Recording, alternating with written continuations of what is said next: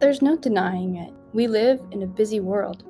One of our scarcest and most valuable resources is time. Speaking of time magazine published an article referencing a Microsoft study on the average person's attention span. In the year 2000, the average attention span was 12 seconds. Only 15 years later, it had dropped to 8.25 seconds. To put things in perspective, a goldfish has an attention span of 9 seconds. In today's world, businesses are trying to market to people with attention spans less than goldfish, which has caused the advertising industry to rampantly up their game. What does that mean for us? Don't worry, I won't leave you to flounder with that one. When we were learning about advertising in class, there was a page in our textbook that talks about various techniques used to get people's attention. Makeup ads create false high beauty standards, fast food ads contribute to eating disorders, and the exercise equipment companies come to the rescue. What many people don't realize, though, is that these ads are specifically designed to steal your attention and your money. A banker on Wall Street once said, "Americans must be trained to desire, to want new things even before the old have been entirely consumed. We must shape a new mentality. Man's desires must overshadow his needs." This quote encapsulated the business idea called planned obsolescence. Big word, but it essentially explains why we just have to have that new iPhone every single year. Shortly after that, there was a journalist in 1927 that wrote, "A change has come over our democracy.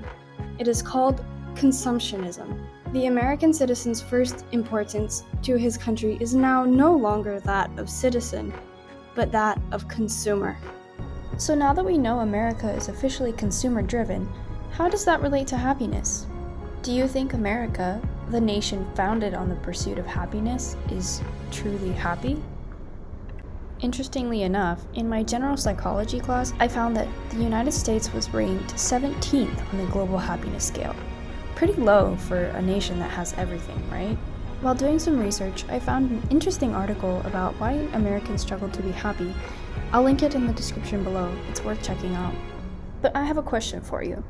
Doesn't money make us happy? And if so, how much? In 2018, there was a study that surveyed 2,000 Americans to find out what it means to make it or be successful in America.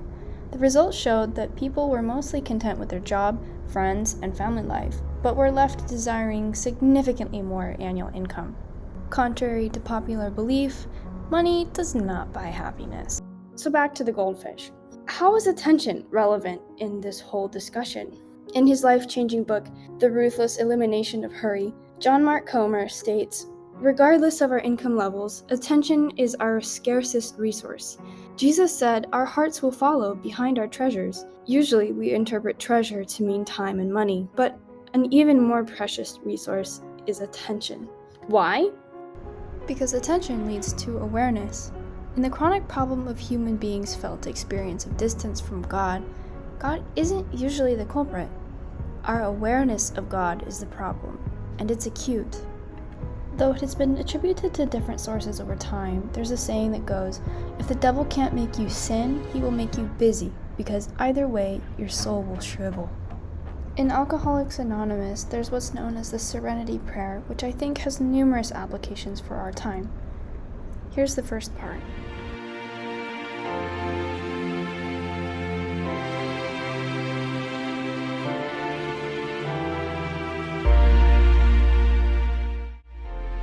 Although we cannot change corporate motives, manipulative intentions, or the consumer culture in which we live, we can, however, choose what we give our time and attention to. Comer said, "Life isn't out there in the next dopamine hit, in the next task, the next experience. It's right here, now." So what will you choose? Will you succumb to the hustling, bustling, consumptionistic culture of the advertising age? Or, like Brother Lawrence so eloquently stated, will you practice the presence of God and find happiness in Him?